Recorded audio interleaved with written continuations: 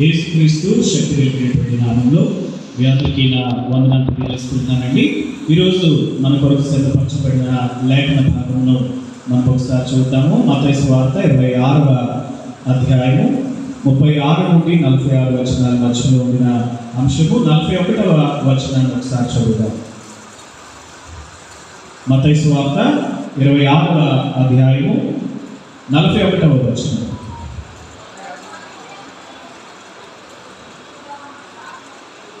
మెలకువగా ప్రార్థన చేయండి. ఆత్మ సిద్ధమే కానీ శరీరము బలహీనము.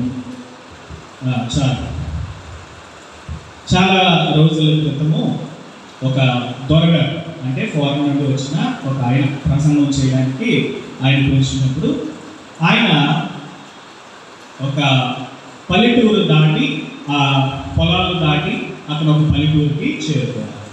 సో ఆయన పొద్దున్నే బయలుదేరాడట తన జీప్లో. ఆయన ఒక్కరే. ఆయన బయలుదేరుతుండగా అది వేసవి కాలము, చాలా ఎండగా ఉంది. ఆయన కొంత దూరం వచ్చేటప్పటికి ఆయన వెళ్ళాలి, వాక్యాన్ని అందించాలి, సంఘంలో ఎదురు చూస్తూ ఉంది. ఈ దారిలో ఆయన జీప్ అనేది ఆగిపోయింది. పొలాల మధ్యలో ఆగిపోతే అక్కడ దిగి దాన్ని ఎంతో ప్రయత్నించాడు కలుద్దామని, కదలలేదు. ఆ ఎండ వేడి, మరి వాళ్ళ దేశంలో అయితే చల్లగా ఉంటుంది వాతావరణం, మన దేశంలో అయితే చాలా ఎక్కువగా ఉంటుంది కదా. సో ఆ ఎండ వేడికి అంతా తట్టుకోలేక అటు ఇటు తిరుగుతుంటే దూరంలో పొలాల మధ్యలో ఒక చిన్న పాకలాగా కనిపించింది. వెంటనే అక్కడికి వెళ్తే అక్కడ ఆ పొలాన్ని చూసుకునేటువంటి ఆ పాలేరు ఉంటాడు కదండి. ఆయన చూసి అయ్యో దొరగాలు వచ్చారని చెప్పి గబగబా లోపలికి పిలిచి అక్కడ మంచం వేసి కూర్చోబెట్టాడట. కొంచెం విసుగుగా ఇచ్చాడట విసుక్కోమని. సో అతను కూర్చుని విసుక్కుంటూ ఉండగా ఇతను పాపం ఈయన ఏమన్నా తిన్నాడో లేదో, ఈయనకి ఏదో ఆహారం పెడదామని చెప్పి అతను పొద్దున్న తినడానికి తెచ్చుకున్నటువంటి ఒక జొన్న రొట్టెను తీసుకుని దానిపైన ఒక నంచుకోవడానికి ఒక కూర వేసి దాన్ని తీసుకెళ్ళి ఆయనకి ఇచ్చాడు. ఆయనకి ఆహారం ఏంటో సరిగ్గా తెలియదు. అతను ఏదో ఇచ్చాడు తినడానికి అనుకున్నాడు. ఇతనిలో ఒక కన్ఫ్యూషన్ వచ్చిందట. ఎందుకు తినాల్సింది కింద ఇచ్చిన దాన్ని తినాలా, పైన ఉన్న దాన్ని తినాలి? ఇతనికి అర్థం అవ్వక ఏం చేశాడట, అటు ఇటు చూసి ఇతను అడుగుతున్నాడట అతన్ని, ఇందులో ఏమి తినాల్సింది అని. అతను చెప్తున్నాడట, కానీ అతను చెప్తున్న విషయం ఇతనికి అర్థం అవ్వలేదు, ఇతను చెప్తున్న విషయం అతనికి అర్థం అవ్వలేదు. ఆలోచించాడట, కాదు ఇలా శాతం పని చెప్పి దాన్ని ఇలా ఒకసారి కొట్టాడట. టంగ్ అన్నదట. టంగ్ అనేటప్పటికీ ఆయనకు అర్థమైంది ఏంటంటే ఇది ప్లేట్ కావదు, దీనిలో పైన ఆహారం పెట్టి ఇచ్చారని చెప్పి ఆ కూర తినేసి దాన్ని పక్కకి విసిరేసాడంటే ప్లేట్. ఎందుకు తినాల్సింది ఏంటి? రొట్టె. ఇతను తినదేంటి? దానితో పాటు అడిషనల్గా ఇవ్వబడినటువంటి ఆహారంతో తిన్నాడు అనమాట. తినవలసిన దాన్ని తినాలని తెలియక అప్పుడు ఏం చేశాడట, పడేశాడు. ఈరోజు మనము కూడా ఇలాగే చేస్తున్నాం. తినాల్సింది ఏంటి?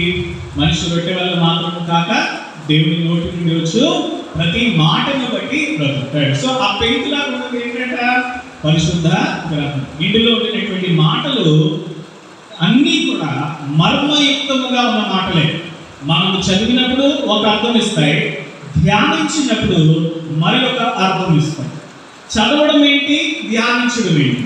ఈ రోజు ఉండిన మన ఈ గ్రంథంలో గెత్సెమనే తోటలో ప్రార్థనలో కూడా ఒక గొప్ప మర్మం ఉంది. మనం చదివితే ఒక విషయం అర్థమవుతుంది, కానీ దాన్ని ధ్యానించినప్పుడు అంతరంగంలో ఒక కొత్త విషయంలో ఆ ప్రదేశంలో మన కొరకు మర్మయుక్తముగా అది దాచబడింది. అటు మర్మయుక్తమైనటువంటి అంశాన్ని మనం ఈరోజు తెలుసుకోవాలి. ఇది చదవడం ఏంటి, ధ్యానించడం ఏంటి, రెండింటికి ఉన్నటువంటి వ్యత్యాసం ఏంటో ఒకసారి చూడండి. పాపులలో ప్రధానుడు అంటే ఎవరండి? పాపులలో ప్రధానుడు ఎవరు? కొన్ని ఆప్షన్స్ ఉన్నాయి. పాపుల్లో ప్రధానుడు అంటే సాతానండి. మనకి ఎందుకంటే మొదట సాతానే గుర్తొస్తాడు కదా. ఏదైనా సరే సాతాన్ నన్ను శోధించేస్తుంది, సాతాన్ ఇలా చేసేస్తుంది, అలా చేసేస్తుంది అంటారు కదా. కాబట్టి సాతాన్. పాపులలో ప్రధానుడు ఎవడు? సాతానా? లేక రెండు? ఆ మాట రాసింది ఎవరు? పౌలు రాస్తున్నాడు. పాపులలో ప్రధానుడను నేను అని చెప్తాడు. రెండోది పౌలా? పాపులలో ప్రధానుడు. 3 పాపుల్లో ప్రధానుడు పౌలు కాదండి, సాతాను కాదండి, పాపులలో ప్రధానుడు నేనేనండి అని చెప్తారా? మూడిటిల్లో మీరు దేన్ని ఆన్సర్గా సెలెక్ట్ చేస్తారు? పాపులలో ప్రధానుడు సాతాను అనేవారు మీ చేతిని చూపించండి. సాతాను అని మీ హృదయంలో అనుకుంటే నీకు అసలు పరిశుద్ధ గ్రంథం గురించి ఏమీ తెలియదని అర్థం. రెండు, లేదండి పాపులలో ప్రధానుడు పౌలు నేనే రాస్తున్నాడండి అన్నారు అనుకోండి, అదే మీ సమాధానం అయితే మీకు పరిశుద్ధ గ్రంథము తెలుసు, మీరు చదివే వారిలో ఉన్నారు. పాపులలో ప్రధానుడు పౌలు కాదు, సాతాను కాదండి, పాపులలో ప్రధానుడను నేనండి అని అనేవారు. ఇదే మీ సమాధానం అయితే మీరు పరిశుద్ధ గ్రంథాన్ని ధ్యానిస్తున్న వారిలో ఉన్నారు. ఎందులో ఉన్నారండి?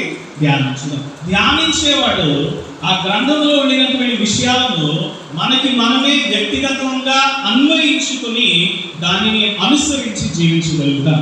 కాబట్టి ఈరోజు ఎప్పుడైతే నువ్వు ధ్యానించగలుగుతావో అప్పుడే ఆ ప్రదేశంలో ఉండినటువంటి మర్మము నీకు తెలియపరచబడుతుంది. పౌలు జ్ఞానయుక్తముగా రాస్తున్నాడు. తన పత్రికలన్నీ కూడా చాలా మంది కంప్లైంట్ చేశారంటే ఏంటంటే, ఇతడు మనిషి చూడడానికి బలహీనంగా కనపడతాడు, కానీ ఇతని మాటలు మాత్రం, ఇతని పత్రికలు మాత్రం పెద్ద పెద్ద మాటలు రాస్తూ ఉంటాడు, జ్ఞానానికి మించిన మాటలు రాస్తూ ఉంటాడు. ఇతని పత్రికలు బలీయమైనవి, వీటిని అనుసరించుట మానవీయ లక్షణము కాదు అని చాలా మంది ఆయనను వ్యతిరేకించినప్పుడు పౌలు రాస్తాడు ఏంటంటే, కేవలం నా పత్రికల్లో మాత్రమే నేను బలీయమైన వాడను కాదు, నేను మీ ఎదుటిగా వచ్చినప్పుడు మీరు నన్ను పరిశీలనగా తెలుసుకుంటే మీరు గ్రహిస్తారు ఏంటంటే నా మాటలే కాదు కానీ నా క్రియ, నా జీవన విధానము సైతము అతి బలీయమైనదిగానే ఉన్నది అని పౌలు చెప్తున్నాడు. పిల్లల ఈ ప్రదేశంలో గెత్సెమనే అనుభవం అనేది ప్రతి ఒక్కరి జీవితంలో ఉండాలి. ఈ ప్రదేశంలో ఒక గొప్ప రహస్యము, మర్మము దాగి ఉంది. అది ఈరోజు మనం ధ్యానించుకుందాం. చాలా మంది చెప్తారు ఏంటంటే, కొన్ని ఎక్స్పీరియన్సెస్ ఉన్నాయి క్రిస్టియన్ లైఫ్లో, క్రైస్తవ జీవన విధానాల్లో కొన్ని ఎక్స్పీరియన్సెస్ మనకు ఉండాలి, కొన్ని అనుభవాలు మనకు ఉండాలి. అలాంటి అనుభవాల్లో బార్న్ అగైన్ అనే అనుభవం ఒకటి. ఎంతమంది ఇక్కడ బార్న్ అగైన్ ఎక్స్పీరియన్స్ చేశారు? నాకు బార్న్ అగైన్ ఎక్స్పీరియన్స్ ఉందండి అంటే తెలుగులో తిరిగి జన్మించిన అనుభవం. ప్రభువు నికోదేముతో మాట్లాడుతున్నాడు ఏంటంటే, ఒకడు నీటి మూలముగాను ఆత్మ మూలముగాను తిరిగి జన్మించితేనే కానీ వాడు దేవుని రాజ్యంలో ప్రవేశించలేడు. కాబట్టి ఈ అనుభవం ప్రతి క్రైస్తవ విశ్వాస జీవితంలో ఉండాలి. ఏంటి అంటే తిరిగి జన్మించిన అనుభవం. అలాగే రెండవది ద బర్నింగ్ బుష్ ఎక్స్పీరియన్స్. మండుచు ఉన్న పొదను ఎదుర్కొన్నాడు ఒక వ్యక్తి. ఎవరంటే ఆ వ్యక్తి పేరు? మోషే. ఆ పొదను ఎప్పుడైతే ఎదుర్కొన్నాడో తన జీవన విధానం అంతా మారిపోయింది. అతడు నత్తిగా ఉండేవాడు, బలహీనుడిగా ఉండేవాడు, భయపడి పారిపోయేవాడు. అలాంటిది ఎప్పుడైతే ఆ మండుచు ఉన్న పొదకు దగ్గరగా వెళ్ళాడో తన జీవన విధానం అంతా మారిపోయింది. ఎలాంటి ఎక్స్పీరియన్స్ ఈ రాత్రి ఈ జీవితంలో ఉందా? బర్నింగ్ బుష్ ఎక్స్పీరియన్స్ ఉండాలి. అలాగే మూడవదిగా గెత్సెమనే ఎక్స్పీరియన్స్. గెత్సెమనే అనుభవం ఇక్కడున్న మనందరి జీవితంలో ఉండాలి. అక్కడ చెప్తాడు పౌలు ఏంటంటే, మీరు పాపముతో పోరాడుటలో ఇంకను రక్తము కారణంతగా మీరు శ్రమించలేదు అంటాడు. మనకి ఇక్కడ ఎంతమంది జీవితాల్లో శ్రమలు ఉన్నాయి? మా జీవితాల్లో మేము శ్రమలు అనుభవించామండి. మీ చేతులు ఒకసారి చూడాలనుకుంటున్నాను. శ్రమలు అంటాం కదా, ఎవరైనా శ్రమలు అనుభవించారా? దైనందిన జీవితంలో అది ఒక భాగం. శ్రమలు శ్రమలు శ్రమలు క్రైస్తవుల దగ్గర మనం ఎక్కువగా వింటూ ఉంటాం అన్నమాట. ఆ శ్రమ అనేది మీరు ఏదైతే అనుకుంటున్నారో ఆ శ్రమ చాలా అల్పమైనదట. మీరు శ్రమ పడుటలో, పాపముతో పోరాడుటలో రక్తము కారణంతగా మీరేమి శ్రమ పడలేదట. ఆ శ్రమలు అంటే ఏంటి? రక్తం కారాలట. ఎలాగా? ఆ రక్తము కారణ అనుభవం గెత్సెమనే అనుభవం. ఆయన ప్రార్థన చేస్తున్నాడు, ఆయన వేదనతో ఉన్నాడు, ఆయన హృదయాంతరంగంలో విపరీతమైనటువంటి మరణానికి వచ్చినటువంటి వ్యసనకరమైనటువంటి పరిస్థితి ఆయన ఉంటుండగా ఆయన ప్రార్థన చేస్తూ ఉండేటప్పుడు ఆయన చెమట ఎలా మారిందంటండి? రక్తముగా మార్చబడిందండి. దేవుని స్తోత్రం. హల్లెలూయా. అలాంటి ఒక అనుభవాన్ని, అలాంటి ఒక మర్మయుక్తమైనటువంటి విషయాన్ని ఈరోజు ఈ మత్తయి సువార్త 26వ అధ్యాయంలో మనం చదువుతున్నాం. ఏంటంటే ద గెత్సెమనే ఎక్స్పీరియన్స్. మన ప్రార్థనలో ప్రభువు వంటి ప్రార్థన.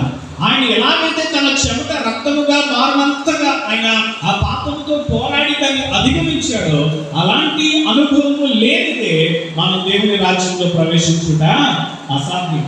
ఇవన్నీ మన జీవితంలో ఉండాలనుకున్నారా? ఒకటి బర్నింగ్ బుష్ ఎక్స్పీరియన్స్, ఒకటి తిరిగి జన్మించుట బాండింగ్ ఎక్స్పీరియన్స్. ఇవన్నీ లేకుండా మనం దేవుని రాజ్యంలో నేను క్రీస్తుని ఎరిగి ఉన్నాను అంటే అది అబద్ధమే. ఇంకా నువ్వు ప్రభుతో సరైన సహవాసం చేయలేదని అర్థమే. ఇలాంటి ఒక ఆత్మ సంబంధమైనటువంటి అనుభవాలు మన జీవితాలను బలపరుస్తాయి. ఇలాంటి అనుభవాల్లో మనం ప్రయాణం చేయాలి. ప్రభు యొక్క ప్రార్థనను మన ప్రదేశంలో ధ్యానించుకుంటా ఉండాలి. ఒకరోజు ఒక ఆయన ఫారిన్ వెళ్ళాడు. అబ్రాడ్ వెళ్తే అక్కడ ఇప్పుడు కాలం కాదు, ఎప్పుడో పాత కాలంలో అప్పుడు ఫోన్లు అవి ఉండేవి కాదు. ఇప్పుడైతే అందరి దగ్గర సెల్ ఫోన్స్ ఉన్నాయి. సో కొంచెం పాతదైన అంశాన్ని నేను చెప్తున్నాను, ఎగ్జాంపుల్ నేను చెప్తున్నాను. ఆయన అబ్రాడ్ వెళ్ళినప్పుడు అక్కడ నుండి ఇండియాకి ఫోన్ చేయాలనుకున్నాడు. ఫోన్ చేయాలనుకుంటే అప్పుడు ఫోన్ బూత్లు ఉండేవి, టెలిఫోన్ బూత్స్ ఉండేవి.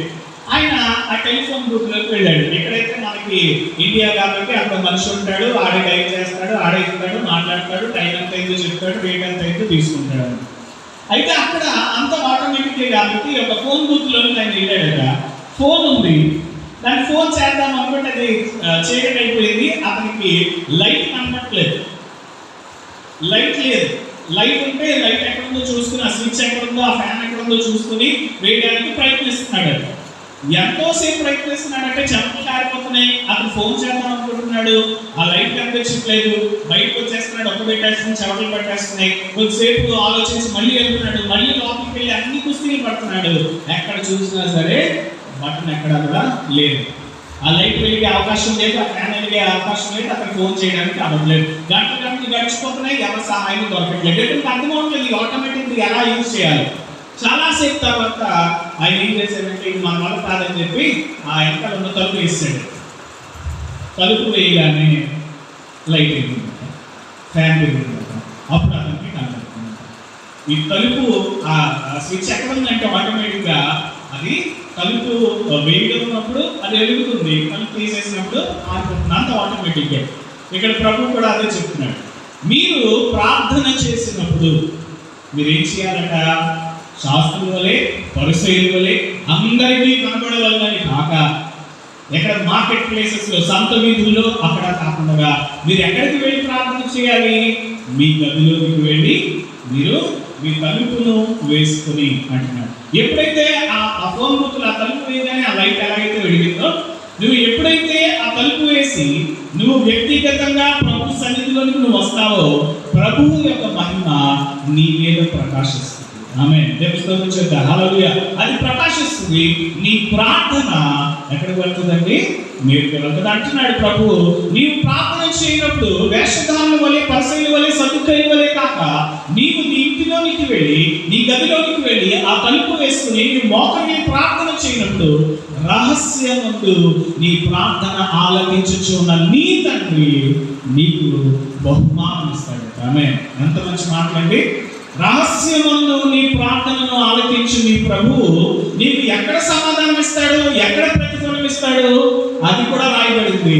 బాహాటముగా నీకు ప్రతిఫలం ఇస్తాడు. దేవుని స్తోత్రం చేద్దాం. హల్లెలూయా. నువ్వు ప్రార్థన నువ్వు రహస్యమందే చేస్తావు, కానీ ఆ రహస్యమందు వినిన నీ తండ్రి నేనేం చేస్తాడంటే అందరి ముందుకి తీసుకొచ్చి నిన్ను హెచ్చించి నిన్ను ఘనపరుస్తాడు. అందరి ఎదుట నీ ప్రార్థనలకు ప్రతిఫలం అనేది నువ్వు అనుభవించగలుగుతావు. ఆమేన్. హల్లెలూయా. ఇప్పుడు ఒక లేఖనాన్ని మనం చూద్దాము. ప్రసంగి గ్రంథములో 3వ అధ్యాయము 15వ వచనాన్ని ఒకసారి మనం చదువుకుందాము. ప్రసంగి గ్రంథము 3వ అధ్యాయము 15వ వచనం.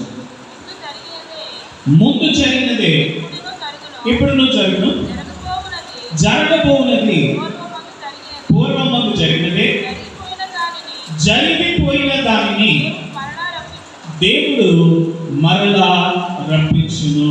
ఆమేన్. ఒక సమయము గడిచిపోయింది. నిన్న అనబడేది గడిచిపోయింది. గడిచిపోయిన సమయము మళ్ళీ తిరిగి వస్తుందా? నిన్నటి రోజు మళ్ళీ ఈ రోజు తిరిగి వస్తుందా? మనకి ఎంతమంది చెప్తున్నారు తిరిగి రాదండి? జరిగిపోయింది తిరిగి రాదు. ఇక్కడ లేఖనాన్ని మనం చదివితే ప్రసంగి గ్రంథంలో జరిగిపోయిన దానిని దేవుడు మరలా రప్పించును అంటున్నాడు. జరిగిపోయిన సమయం తిరిగి వస్తుందా అని అడిగితే మనుష్య జ్ఞానం చెప్తుంది ఏంటంటే అది తిరిగి రాదు. ఆ సమయము మళ్ళీ మన జీవితంలో రాదు. కానీ పరిశుద్ధ గ్రంథం ఏం చెప్తుంది అంటే జరిగిపోయిన దానిని, ఏ సమయం అయితే జరిగిపోయిందో దాన్ని దేవుడు మరలా నీ ఎదుటికి తీసుకుని వస్తాను అని ఆయన మాట్లాడుతున్నాడు. అంతేనంటే అక్కడ ఉన్న మాట చదువుతాం ఒకసారి. ప్రసంగి గ్రంథము 3వ అధ్యాయము 15వ వచనం. ముందు జరిగినదే ఇప్పుడు నువ్వు జరుగుతుంది అంటే నిన్న జరిగిపోయింది మళ్ళీ ఏమవుతుందట, మళ్ళీ ఈరోజు జరుగుతుంది. రేపు జరగబోన్నది పూర్వమందు జరిగిపోయినదే. ఒక ఫ్యాషన్ గురించి మనం ఆలోచించామనుకోండి, ఒకప్పుడు బూట్ కట్స్, బెల్ బాటమ్, ఒకప్పుడు పెన్సిల్ కట్స్, నేరో ప్యాంట్స్ ఇవన్నీ ఉన్నాయి. అవి మళ్ళీ ఏమవుతున్నాయి, మళ్ళీ ఈరోజు అవే వస్తాయి. నిన్న ఉన్నదే ఈరోజు మళ్ళీ వచ్చును, రేపు జరగబోయినది ఇంతకుముందు అనేది జరిగిపోయింది. ఏది కొత్తదేమీ కాదు. జరిగిపోయిన దానిని దేవుడు మరలా తిరిగి నీ జీవితంలో రప్పిస్తాడు. అయితే మనుషులమైన మనం ఏం చేస్తామంటే దాన్ని గ్రహించం, దాన్ని గమనించలేదు. ఎందుకు జరిగిపోయిన దానిని దేవుడు మళ్ళీ తిరిగి రప్పిస్తాడు? ఆ దానికి ఒక ప్రణాళిక ఉంది. ప్రభు నిన్న జరిగిపోయింది ఒక విషయం, ఒక ఇంటర్వ్యూ నీకు వచ్చింది అనుకున్నా, ఒక అవకాశం నీకు వచ్చింది మీ జీవితంలో, నువ్వు సరిగ్గా సిద్ధపడలేదు, నీవు దాన్ని ఏదో చేద్దాం అనుకున్నావు కానీ ఆ ప్రదేశంలో నీకు అవకాశం సరిగ్గా దొరకలేదు. ఒకవేళ అవకాశం దొరికినా నీవు దాన్ని సద్వినియోగపరచుకోలేకపోయావు. నువ్వేమనుకుంటావు, అయ్యో ఈ అవకాశము నేను సద్వినియోగపరచుకోలేకపోయాను, నాకు మరొక అవకాశం ఉంటే బాగుందేమో అని మనం అనుకుంటాం. అందుకు దేవుడు ఏం చేస్తాడంటే జరిగిపోయిన దానిని మళ్ళీ ఒకసారి నీ జీవిత గమనంలో నీ ఎదుటికి తీసుకుని వస్తాడు. దాన్ని తీసుకొని వచ్చినప్పుడు నీవు ఈసారి దానికోసం సిద్ధపడి, నీవు ఈసారి గడిచిన సమయాల మధ్యలో ఏ బలహీనతల ద్వారా అయితే నువ్వు అధిగమించలేకపోయావో తిరిగి అవే విషయాలను నీ దగ్గరకు తీసుకొచ్చినప్పుడు నీవు ఈసారి సిద్ధపాటు కలిగి దాన్ని అధిగమించాలని ప్రభు కోరుకుంటున్నాడు. అందుకని జరిగిపోయినటువంటి సంగతులన్నింటినీ కూడా దేవుడు ఏం చేస్తాడంటే నీ ఎదుగుతూ మరలా రప్పిస్తాడు, మళ్ళీ తీసుకొని వస్తాడు. ఇది దేవుని నీతి. ఇది ఎవరి నీతి అండి? దేవుని నీతి. దేవుడు నీకు ఒకసారి అవకాశం ఇచ్చేసి తర్వాత మళ్ళీ అవకాశాన్ని పోగొట్టాడు, మళ్ళీ రెండోసారి నీకు అవకాశం ఇస్తాడు, మరి ఒకసారి అవకాశం ఇస్తాడు. ఒక వ్యక్తి నీటిలో మునిగిపోతున్నాడు, కాపాడండి కాపాడండి అని అరుస్తున్నాడు. అటువైపు వెళ్తున్నటువంటి బోట్ వచ్చి, అయ్యా పడిపోయావు కదా, దాన్ని నేను రక్షిస్తాను అతను అంటున్నాడట, లేదు లేదు నేను దేవుని సహాయం అడిగాను, ఆయన సహాయం పంపిస్తాడు, ఆయన వస్తాడు రక్షిస్తాడు, నువ్వు వెళ్ళిపో అన్నాడు. అతను వెళ్ళిపోయాడు.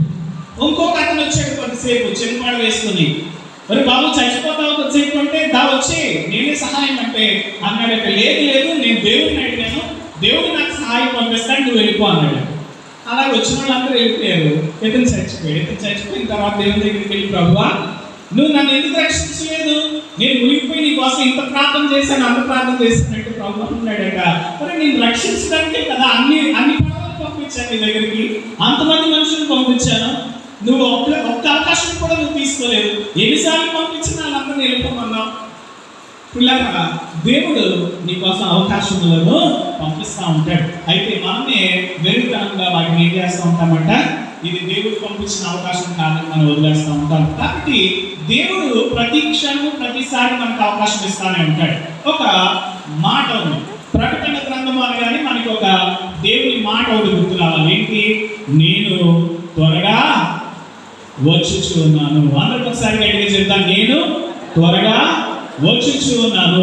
త్వరగా అంటే అర్థం ఏంటండి? ఎప్పటి నుండి చెప్తున్నారు? 2024 సంవత్సరాల నుండి చెప్తానే ఉన్నారు. ఆయన త్వరగా వచ్చుచున్నాడు.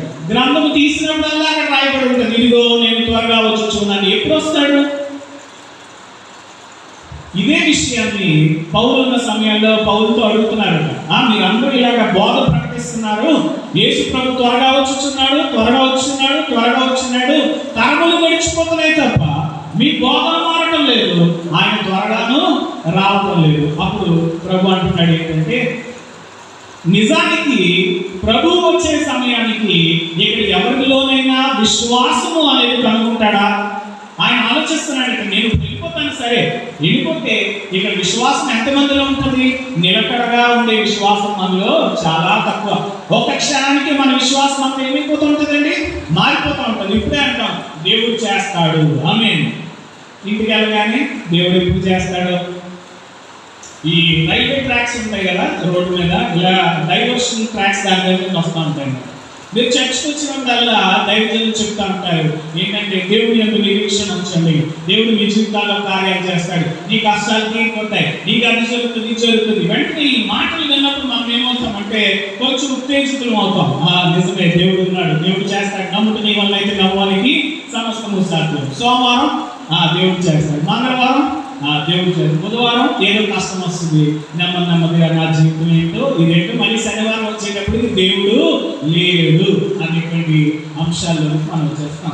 ఇప్పుడు దేవుడు ప్రభువు, నేను త్వరగా వచ్చి ఉన్నాను, మీ విశ్వాసాన్ని కాపాడుకోండి, నేను మిమ్మల్ని లేవనెత్తుకుంటానని ఆయన అంటున్నప్పుడు, ఆయన వచ్చేటప్పటికి ఆయనకి డౌట్ వేస్తుందంటే ఏంటంటే, నేను వచ్చేటప్పటికి మనిషి కుమారుడు భూమి మీదకి నిజంగానే వచ్చేటప్పుడు, రెండవ రాకడ జరిగేటప్పుడు ఆ మనుషులలో విశ్వాసం కలుగురునా?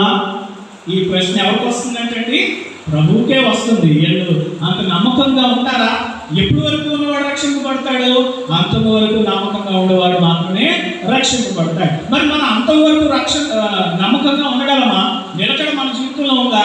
అందుకంటున్నాడట ఆయన దీర్ఘశాంతము వహిస్తున్నాడు. అందుకే ఆయన త్వరగా రావట్లేదట. ఆయన ఆలోచిస్తున్నాడట ఏంటంటే, వీళ్ళ విశ్వాసం కొంచెం బలం పొందినంత వరకు, వీళ్ళలో భక్తి జీవితం ఇంకా కొంచెం నిలకడగా ఉండినంత వరకు, చంచలతమైనను గమనాగమనంలో కలుగు ఛాయలను వీళ్ళలో లేకుండా ఉన్నంత వరకు కూడా మనం ఎదురు చూద్దామని ఆ దినం ఏమవుతుందంటే కొంచెము జాప్యం చేస్తున్నాడట, కొంచెం ఆలస్యం చేస్తున్నాడట. మళ్ళీ ఇంకో చోట అంటాడు, దేవుడు ఆలస్యుడని ఎవరో మనము అనకూడదట. దేవుడు ఆలస్యుడు కాదట, ఆయన అన్నింటినీ పర్ఫెక్ట్ గా టైంకి చేస్తాడట. అయితే ఆయన ఉద్దేశిస్తున్నాడు మనలో విశ్వాసం అనేది ఇంకా ఉంటుందా ఉండదా? అందుకే ఆయన ఏం చేస్తున్నాడంటే మనకు ఒక అవకాశం ఇస్తున్నాడు, మన దినములను పొడిగిస్తున్నాడు, జరిగిపోయిన దానిని మళ్ళీ మన జీవితంలోనికి రప్పిస్తున్నాడు, ఒక అవకాశమును మన కొరకు అనుగ్రహిస్తున్నాడు.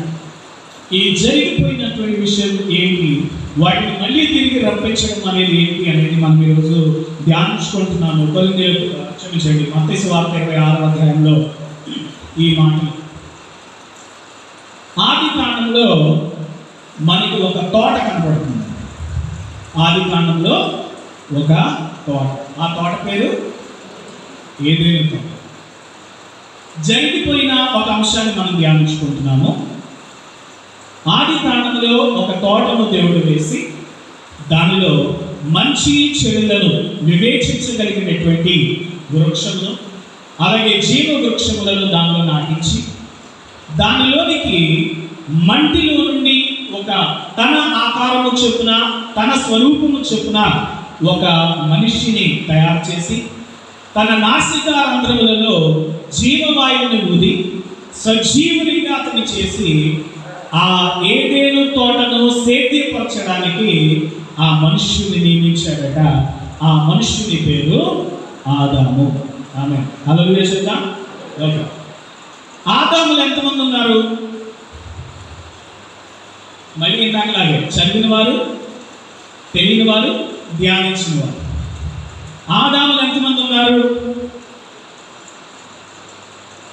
ఆదాము ఆది కాండంలో ఒకడే ఉన్నాడు.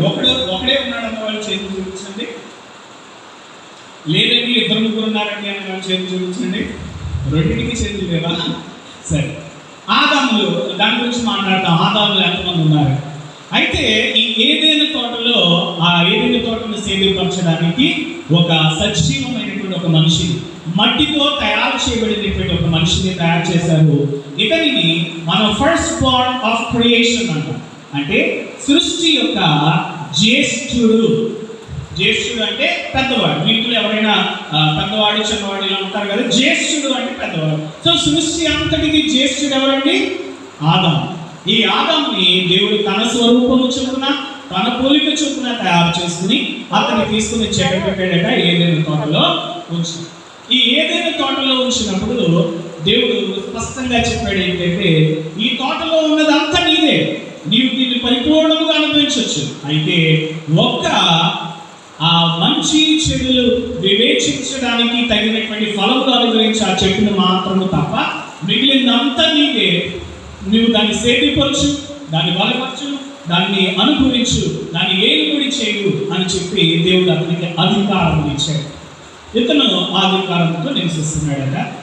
దేవుడు ఇతని దగ్గరికి వచ్చి చల్లపూట వేళ ఇతనితో సంభాషిస్తున్నాడట, మాట్లాడుతున్నాడట, తన బాగోగులన్నింటినీ కూడా చూసుకుంటున్నాడట. దేవుడు తానే స్వయంగా. అంతా ఒక ప్రత్యేకమైనటువంటి సంబంధము దేవునికి ఆదాముకి మధ్యలో ఉంది. తన జ్యేష్ఠుని వలె ఒక తండ్రి తన జ్యేష్ఠుని ఎలాగైతే చూసుకుంటాడో అలాగే ప్రభువు ఆదాముని చూసుకున్నాడు. అనుకున్నాడు, ఆదాముకి సహాయం లేదు, ఆదాముతో మాట్లాడడానికి కానీ ఆదాముతో సహవాసము చేయడానికి కానీ ఒక సరైన సాటి అయిన సహాయం లేదు.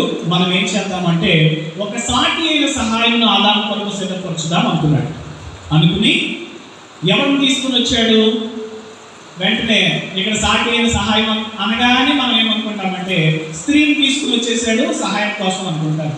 మీరు అసలు చదవలేదు బైబిల్.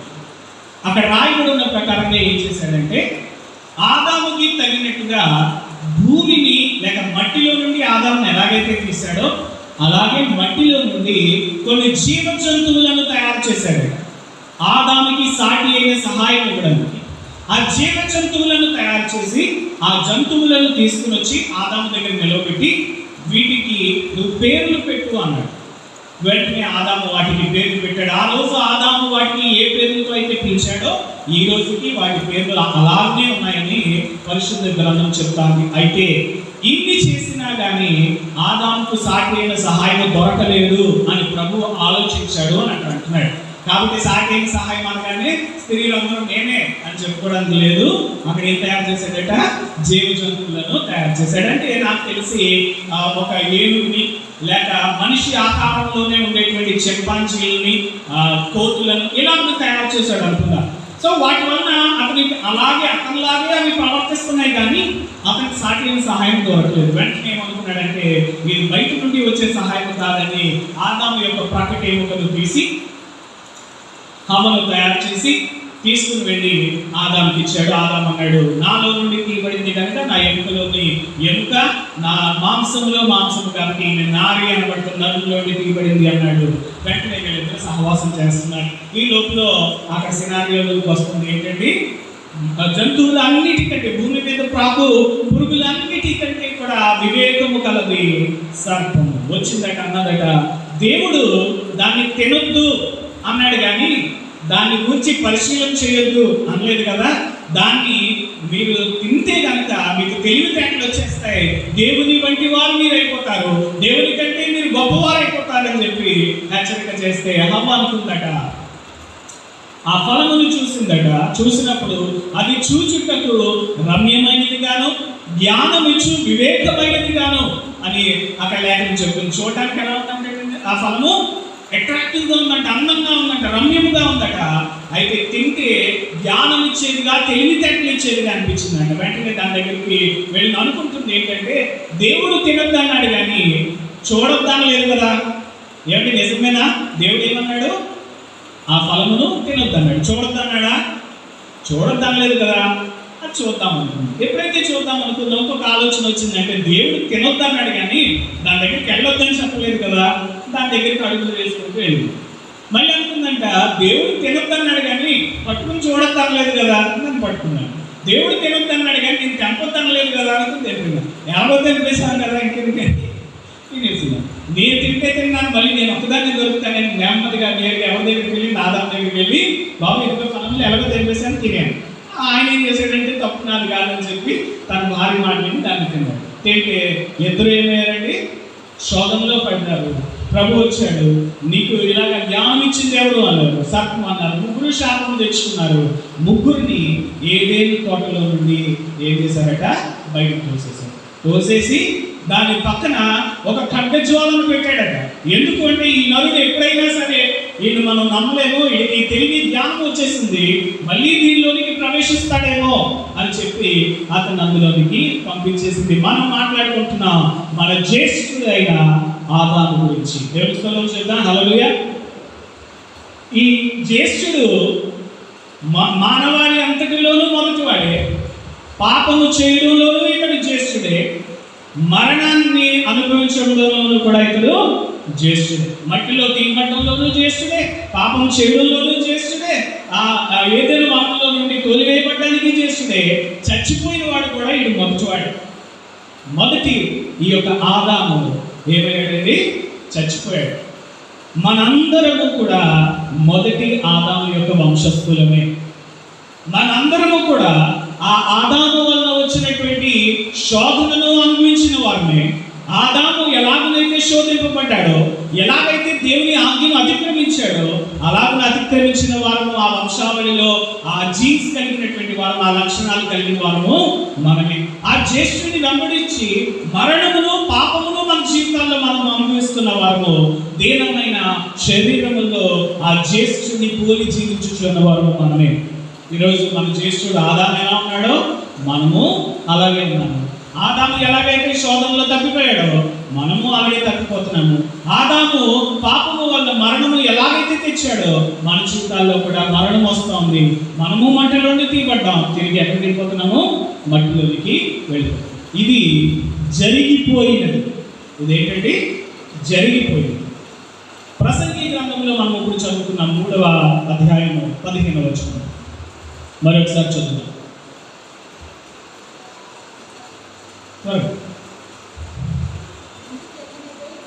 ముందు జరిగినదే ఇప్పుడు జరుగును, జరగబోనది పూర్వం జరిగినదే.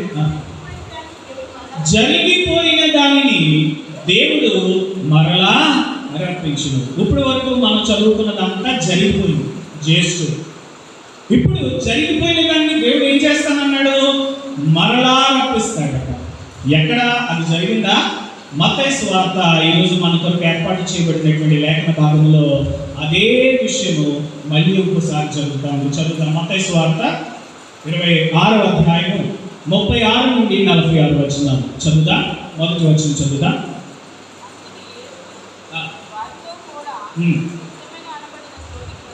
వారితో కూడా ఎక్కడికి వెళ్ళాడంటండి? గెత్సెమనే అనే తోటకు వచ్చి. ఆది కాండంలో ఒక తోట ఉంది, ఆ తోట పేరు ఏదెను. మత్తయి సువార్తలో కూడా ఒక తోట ఉంది, ఆ తోట పేరు గెత్సెమనే.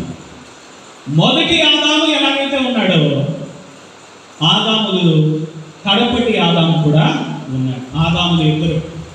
మొదటి ఆదాము జ్యేష్ఠుడు, మట్టిలోకి తీయబడ్డాడు, పాపమును అధిగమించలేకపోయాడు, శోధనంలో తప్పిపోయాడు, తిరిగి మట్టిలోనికి వెళ్ళిపోయాడు. చనిపోయిన వారిలో మొదటి ఆదాము. రెండవది ఇప్పుడు మనం మాట్లాడుకుంటున్నాము కడపటి ఆదాము. ఈ కడపటి ఆదాము ఎవరు? కడపటి ఆదాము ప్రభు అయిన యేసుక్రీస్తుని కడపటి ఆదాము. గడిచిన దినాల్లో మనం మాట్లాడుకున్నాం ఒకరోజు మెల్కీసెదెకు అని. మెల్కీసెదెకు క్రమము చొప్పున ఆయన యాజకుడు. ప్రభుకే ఇవన్నీ పేర్లు అన్నమాట. ఆయన ఎవరంటే మెల్కీసెదెకు క్రమము చొప్పున వచ్చిన యాజకుడు, ప్రధాన యాజకుడు ప్రభు. అలాగే ఇక్కడ మనం చూస్తున్నాము ఈయన కడపటి ఆదాముగా మనకి కనపడతా ఉన్నాడు. కొరింథీయులకు రాసినటువంటి మొదటి పత్రిక 15వ అధ్యాయము 45 నుండి 49 వచనాల మధ్యలో ఈ పోలికను మనం చూడగలం. ఇక్కడ చదువుదాం ఒకసారి. కొరింథీయులకు రాసినటువంటి మొదటి పత్రిక 15వ అధ్యాయము 45 నుండి 49 వచనాల మధ్యలో ఉన్న లేఖనం చదువుదాం.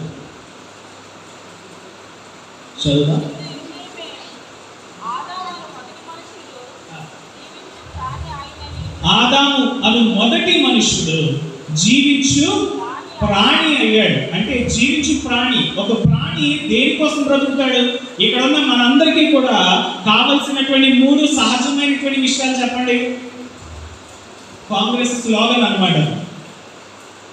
కపడా, రోటీ, మక. ప్రాణము ఉన్న ప్రతి దానికి ఈ 3 విషయాలు కావాలి. ఈ 3 ఉంటే చాలు, ఇంకేం అక్కర్లేదు. 1 ఆహారము, 2 ధరించుకొనడానికి వస్త్రాలు, 3 ఉండడానికి ఇల్లు. ఈ 3 ఉంటే చాలు ప్రాణికి. ఇక్కడ ఉన్న మనందరం బ్రతకాలి అంటే, సాధారణమైన జీవిత విధానం బ్రతకాలి అంటే ఈ 3 ఉంటే చాలు. మనకి ఈ మర్మాలు అక్కర్లేదు, ఈ పరిశుద్ధ గ్రంథం అక్కర్లేదు, మరొకటి అక్కర్లేదు. అక్కడ ఆదాముకి ఆ 3 కావాల్సి వచ్చాయి. ఏంటంటే కట్టుకోవడానికి వస్త్రాలు, అంచూరపు వాటిని తీసుకుని వచ్చి, ఆకులను తీసుకొచ్చి వస్త్రములను కట్టుకున్నారు. తినొద్దన్న ఫలమును తిన్నారు. వారు తిరిగి భూమి అంతటా కూడా పరదేశులుగా వారు జీవించారు. అయితే మొదటి ఆదాము ఎలాగైతే జీవించు ప్రాణి అయ్యాడు, ప్రాణం ఉన్న వారికి ఇవి చాలు, ఇక్కడ ఉన్న మనందరికీ ఇవి చాలు. అయితే ఇక్కడ మనం ఎందుకు వచ్చాము, ఇక్కడ ఎందుకు ప్రభువుని మనం తెలుసుకుంటున్నాము, ఈ మర్మాన్ని మనం ఎందుకు ధ్యానించుకుంటున్నాము అంటే, మనము జీవించు ప్రాణులుగా ఉండడానికి మాత్రము పిలువబడలేదు, అక్కడ మరి ఒక పని చేయడానికి పిలువబడ్డామని చదువుదాము. చదవండి. కడపటి ఆదాము జీవింపచేయు ఆత్మ ఆయను. ఆమేన్, హల్లెలూయా. మొదటి ఆదాము జీవించు ప్రాణి అయితే, కడపటి ఆదాము ఏమయ్యాడంటే జీవింపచేయు ఆత్మ అయ్యాడు. ఆత్మ సంబంధమైనటువంటి మనిషి అయ్యాడు. మొదటి ఆదాము ఎక్కడి నుండి వచ్చాడు? మట్టిలో నుండి తీయబడ్డాడు. ఈ కడపటి ఆదాము ఎక్కడి నుండి వచ్చాడు? పరలోకము నుండి ప్రవచనము ద్వారా దిగి వచ్చినవాడు. ఆది యందు ఎవరున్నారంట? ఆది యందు వాక్యము ఉండేది. ఆ వాక్యము శరీరధారిగా మనుషుల మధ్యలో, మన మధ్యలోకి వచ్చింది. కాబట్టి ప్రభు ఎక్కడి నుండి వచ్చాడు? కడపటి ఆదాము ఎక్కడి నుండి వచ్చాడు? ఈయన మట్టిలో నుండి తీయబడలేదు. ఈయన ప్రవచనమును వెంబడించి వాక్యానుసారంగా దేవుని యొద్ద నుండి పై నుండి వచ్చిన వాడు ఈ కడపటి ఆదాము. మొదటి ఆదాము మట్టి నుండి తీయబడ్డాడు, కడపటి ఆదాము పై నుండి దిగి వచ్చాడు. తర్వాత రెండవది, మొదటి ఆదాము శోధింపబడ్డాడు, కడపటి ఆదాము కూడా శోధింపబడ్డాడు. గెత్సెమనే తోట లేక ఏదెను తోట అనేది శోధింపబడు ఒక కాలమునకు, శోధన కాలానికి, శోధింపబడు ఒక సమయాన్ని అది సూచిస్తా ఉంది. సో గెత్సెమనేలో ఉండట అంటే నువ్వు శోధనలో ఉన్నావు అనుకోండి, నువ్వు గుర్తు చేసుకోవాల్సింది ఏంటంటే, ఒకటి ఏదెను తోటని, 2 గెత్సెమనే తోటని. ఏదెను తోటలో శోధింపబడిన వారు కలరు, గెత్సెమనే తోటలో కూడా శోధింపబడిన వారు కలరు. ఏదెను తోటలో ఉన్న వారు శోధనను అధిగమించలేక దేవుడు అనుగ్రహించి మహిమను కోల్పోయారు. కానీ కడపటి ఆదాము గెత్సెమనే తోటలో ఆయన ఆ శోధనను ఏం చేశాడట? అధిగమించినట్టుగా మనం చూస్తున్నాం. చదువుతాం ఆ లేఖనాన్ని పూర్తి చేశాడు. ధ్యానించుకుందాం.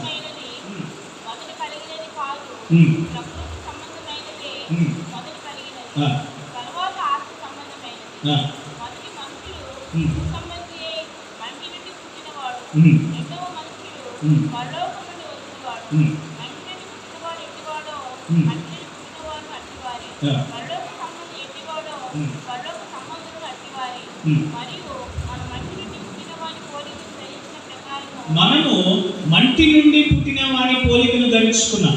ఆదాము వలె మనము ఉన్నాము, ఆదాము వలె మనము పడిపోయాం, ఆదాము వలె మనము చచ్చిపోతున్నాం.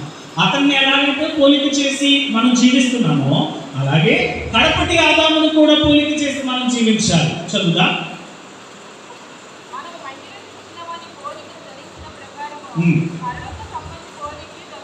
పరలోక సంబంధి యొక్క పోలిక కూడా మనం ఏం చేసుకోవాలంటే ధరించాలి. ఆయన వలె కూడా మనం జీవించాలి. మనల్ని చూస్తే ఎవరిని చూసినట్టు ఉండాలి? ప్రభువుని చూసినట్టుగానే ఉండాలి. ఆదామును ఎలాగైతే మనం పోలిక చేసి జీవించామో, ప్రభువుని కూడా మనం అలాగే చూసి పోలిక చేసి మనం జీవించాలి, ఆయన్ని వెంబడించాలి. ఎందుకంటే ప్రభువు ఆ శ్రమలో ఆయన ఏం చేశాడు? ఆయన శిష్యులకు ఇస్తున్నటువంటి ఒకటే మాట ఏంటంటే, ఆత్మ సిద్ధమే కానీ శరీరము బలహీనం. అయితే శోధనలో పడకుండా ఏం చేయాలంటే, మెలకువగా ఉండి ప్రార్థన చేయాలి. ప్రార్థన, ఎవరైతే ప్రభువు వలె ప్రార్థన చేస్తారు, ప్రభు ఎలాగైతే ప్రార్థన ద్వారా తన ఎదుట నిలవబడిన ఆ శోధనను అధిగమించాడో, అలాగే ప్రార్థన ద్వారా మనం ఈరోజు శోధనలను ఏం చేయగలము? అధిగమించగలము అని దేవుడు మాకు చెప్తా ఉంది.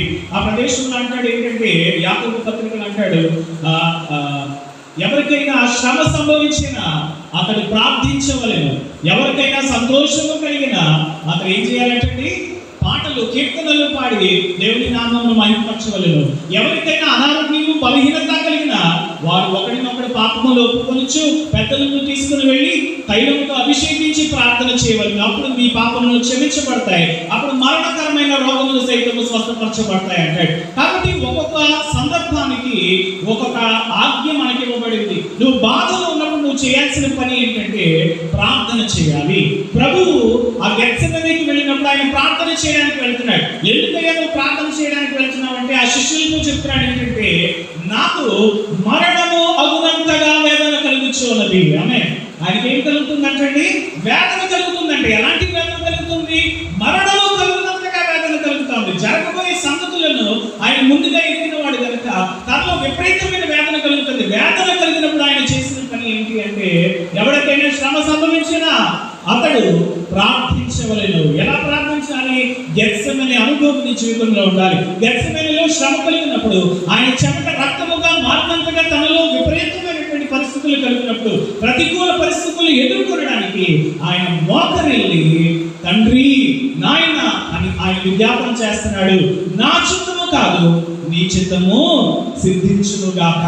పిల్లారా, ఈరోజు ఇదే గెత్సెమనీ అనుభవం. ఎప్పుడైతే ఇలాంటి ప్రార్థన ఇలాంటి మొర్ర నీ జీవితంలో నుండి వచ్చిందా? మనం అనేకమైన ప్రార్థనలు చేస్తాం. ఒక ఆవిడ ప్రార్థన చేస్తుంది. ఆవిడ హెబ్రోన్ సహవాసం అన్నమాట. ఆవిడ ప్రార్థన చేస్తుంది. ఎలాంటి ప్రార్థన చేస్తుంది అంటే ప్రభువా ఇంట్లో కారం అయిపోయింది, ఆ సంగతి నీకు తెలీదా? నిన్ను అడగాలంటావా? ప్రభువా పిల్లలకి స్కూల్ ఫీజులు కట్టాలి, నీకు తెలీదా?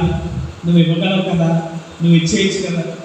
ఆవిడ ప్రార్థన ఎంత సింపుల్గా ఉంటుందంటే ఇంట్లో అయిపోయిందండి. ప్రభు వాక్యం అంటుంది, అరే ఆకాశ పక్షులను చూడండి, అవి విత్తవు కోయవు పొట్టల్లో కూర్చుమను, ఇవన్నీ మీకు కావాలని మీ పరలోకపు తండ్రికి తెలుసు, వీటి కోసం మీరు ప్రత్యేకించి ఏం చేయదు?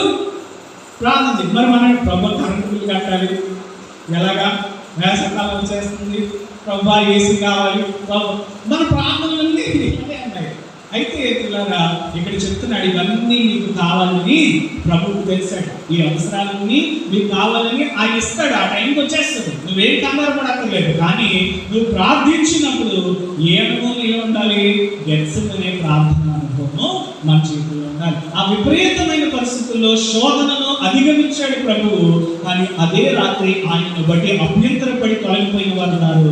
దానితో పాటు నిద్రిస్తున్నటువంటి శిష్యులు పేతురు యాకోబు ఆ ప్రదేశంలో వారు జెబెదయి కుమారులిద్దరూ పేతురు ఏం చేస్తున్నారంటండి? నిద్రపోతున్నారు. ప్రభు అన్నాడు మీరు ఎక్కడే ఉండండి, మెలకువగా ఉండి ప్రార్థన చేయండి, మనం శోధన కాలంలో ఉన్నాము, శోధనలో పడుకోవద్దు, మీ శరీరాలు బలహీనమని నాకు తెలుసు, నాతో పాటు ఒక క్షణం మెలకువగా ఉండండి అని చెప్పి రాతి వేద దూరంలో ఆయన వెళ్ళి ప్రార్థన చేశాడంటే చూడండి ఎంత స్పష్టంగా అక్కడ జరిగిన సంగతులన్నింటినీ కూడా రాస్తున్నాడు. మార్క్స్ వార్తలు అంతా రాతి వేద దూరంలో అంటాడు. రాతి వేద అంటే వీళ్ళు ఇక్కడ ఉన్నారట, ఇక్కడ నుండి వచ్చిన రాయి తీసేసరికి ఎంత దూరం వెళ్తుందో అంత దూరం వెళ్ళి అక్కడ ప్రార్థన చేస్తున్నాడట. ఆ సంగతులు వీళ్ళకి వినపడతా ఉన్నాయి ఏంటంటే నాయన తండ్రి ఇదో నేను శోధనలో ఉన్నాను, నాకు మరణమగునంతగా వేదన కలుగుతుంది, కానీ నేను వెనుకకు తిరగను, ఈ శోధనలో నేను కొట్టుబడిపోను. నేనేం చేస్తానంటే దీన్ని అధిగమించి నా చిత్తము కాదు నీ చిత్తమే సిద్ధించును గాక అని నన్ను నేను అప్పగించుకుంటున్నాను ప్రభు అంటాడు. పిల్లలు అక్కడ ఒక ప్రభువుకు నాకు అధికారం ఏంటంటే ఆయన్ని పట్టుకోవడానికి వచ్చిన వారితో ఆయన చెప్తున్నాడు, ఖడ్గము చేత ఉండిన వారు ఖడ్గము చేత నశిస్తారు, ఖడ్గమును ఆధారం చేసుకున్న వారు. అయితే పేతురు నీకు తెలీదా, నేను కనుక ప్రార్థన చేస్తే నా తండ్రి వేలాది దూతల సైన్య సమూహంలో ఇక్కడికి పంపించును కదా, ఆయన నన్ను రక్షించలేడా? కానీ ఇక్కడ చేయవలసినటువంటి పని ఏంటి అంటే ఇదిగో నీ సైన్యము పంపించు అని కాదు, కానీ ప్రభువా నా చిత్తము కాదు నీ చిత్తము సిద్ధించుగాక. ఆమేన్, హల్లెలూయా. ఇలాంటి లక్షణమే మనం పౌలులో చూస్తున్నాం. పౌలు ఒక రోజు ఒక చోట ప్రసంగించు ఆయన అన్నాడట, నేను రేపొద్దున బయలుదేరి పలానా చోటికి ప్రభు యొక్క భారం నాకు ఉంది, అక్కడికి వెళ్ళి నేను సువార్త ప్రకటించాలి, నేను బయలుదేరిపోతున్నానంటే అక్కడ ఒక ప్రవక్త అయిన వాడు ఆయన దగ్గరికి వచ్చాడట. ఆయన దగ్గరికి వచ్చి పౌలు యొక్క నడికట్టును తీసివేసి తన చేతులు కాళ్ళు కట్టేసుకుని అన్నాడట, ఈ నడికట్టు ఎవరిదో ఆ మనుష్యుడు గనక ప్రయాణం చేసి ముందుకు వెళ్తే అతన్ని ఇలాగే కట్టేస్తారు అని చెప్పాడు.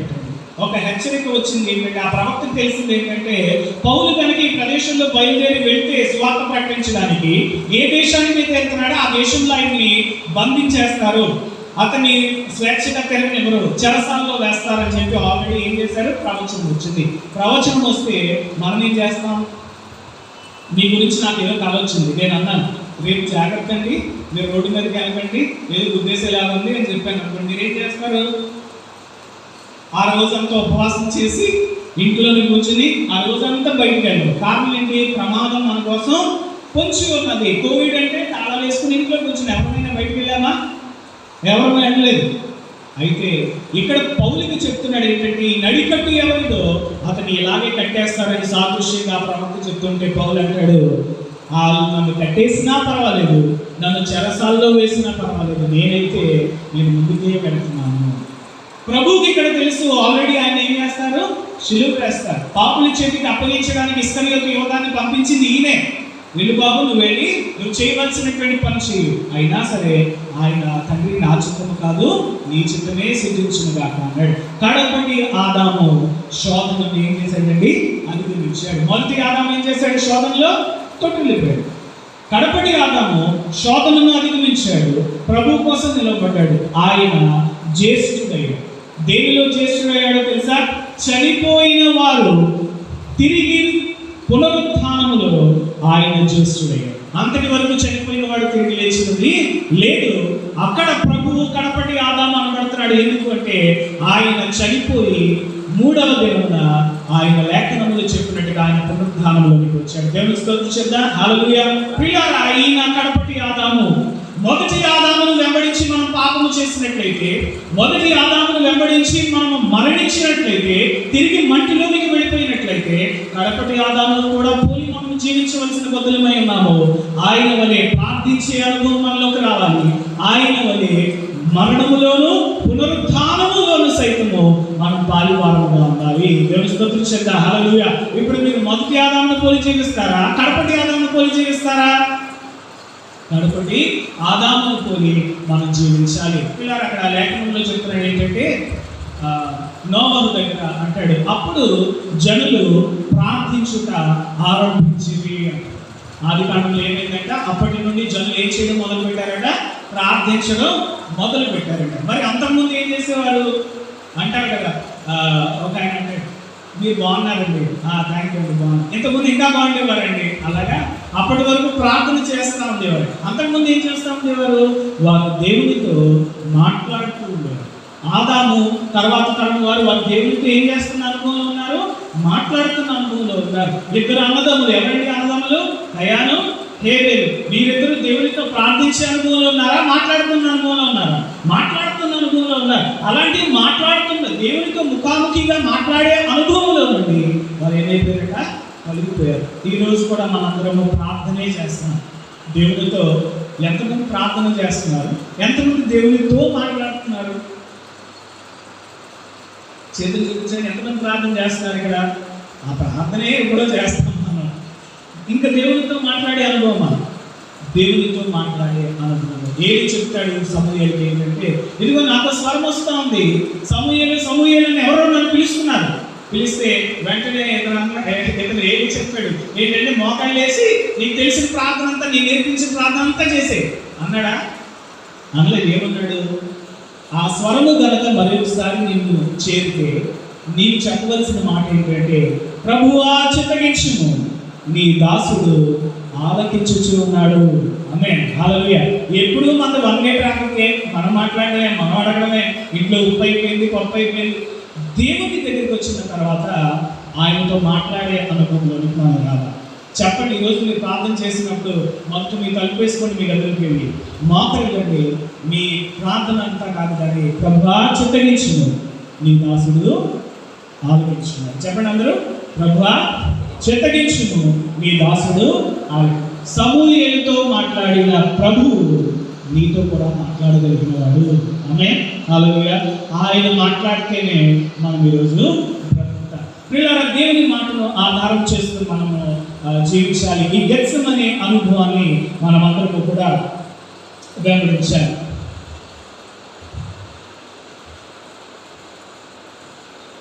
ఒకసారి ఈ లేఖనాన్ని మనం చదువుతాము.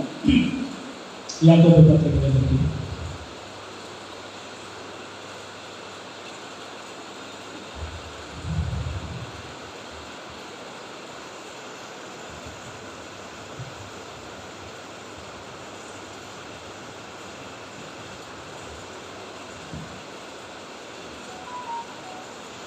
పత్రిక 5వ అధ్యాయం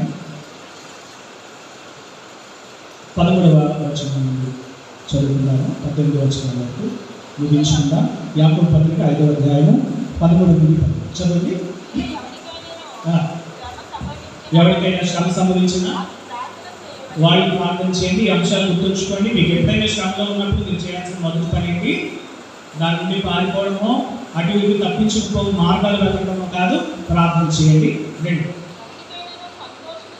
ఎవరికైనా సంతోషం కలిగిందా అతను కీర్తనలు పాడండి. మీకు సంతోషం ఎక్కువ కలిగితే ఎక్కువ కీర్తనలు పాడండి. ఎవరికైనా అనారోగ్యంగా ఉందా సంఘపు పెద్దలను ఆశ్రయించండి, పిలిపించండి. వారి కోసం ప్రార్థన చేస్తారు. విశ్వాస సహితమైన ప్రార్థన రోగిని స్వస్థపరచును.